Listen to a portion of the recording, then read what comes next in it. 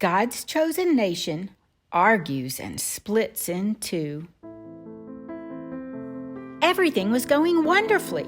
Solomon had built the temple for God, and the nation of Israel was the strongest and richest and best nation around. Then something sad happened. Solomon disobeyed. He married lots and lots of women from other nations who wanted to keep worshiping their false gods instead of the one true God, Yahweh. Solomon started setting up false gods to make his wives happy. So sad and yucky to God. God talked to Solomon twice and warned him, but he still disobeyed. God had told Solomon what would happen if he disobeyed, so God did what he said he'd do. He took the kingdom away from Solomon.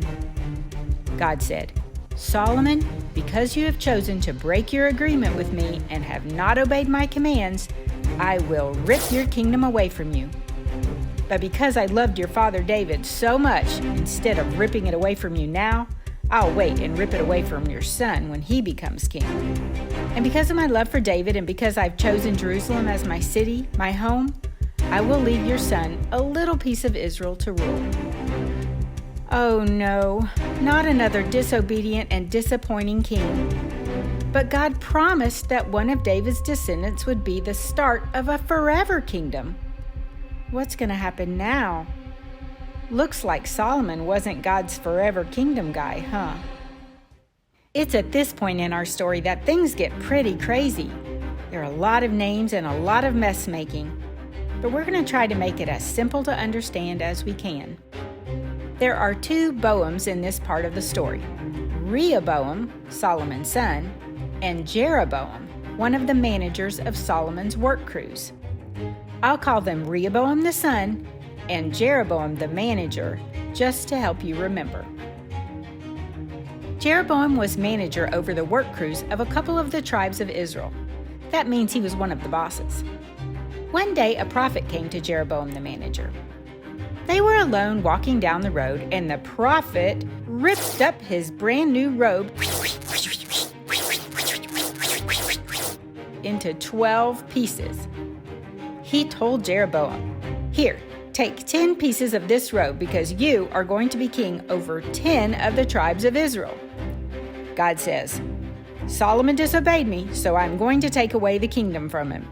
So Rehoboam the son will only be in charge of a couple of tribes, like Judah. But Jeroboam the manager, you must obey my rules and commands or things won't go well for you either."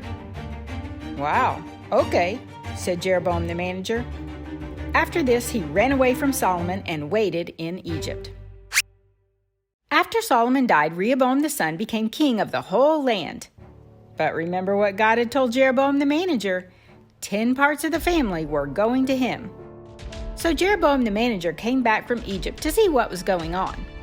What Jeroboam found was that the work crews who had served Solomon had come to have a talk with Rehoboam the son, the new king.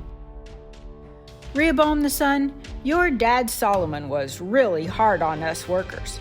But if you are just a little easier on us, we don't mind working for you." Rehoboam the son went to his dad's advisors who were older and more experienced than him and asked them, "What is your advice about this?" They answered Rehoboam, "If you're kind to the workers, then they will keep working for you," the older, wiser men suggested. Then Rehoboam the son asked his buddies what to do. These guys were his same age, childhood pals he'd grown up with. They told Rehoboam, "You should be really hard on the workers so that they think you are the strongest king ever. They don't deserve your kindness." Who do you think Rehoboam should listen to? Well, he listened to his unexperienced childhood pals. Not a great choice. Rehoboam the son told Jeroboam the manager and all the other workers, "No, no, no, I won't make things easier for you. In fact, I'll make things even harder for you." This made not only the workers, but also 10 tribes of the family outraged. "We're out of here. This Rehoboam guy doesn't care a lick about us." What do you think God thought about all this? God actually wanted this to happen because he wanted Jeroboam the manager to become a new king with a fresh start and a chance to follow God with all his heart, just like David did. But that didn't happen. Jeroboam the manager did become the new king, but he didn't follow God's rules either.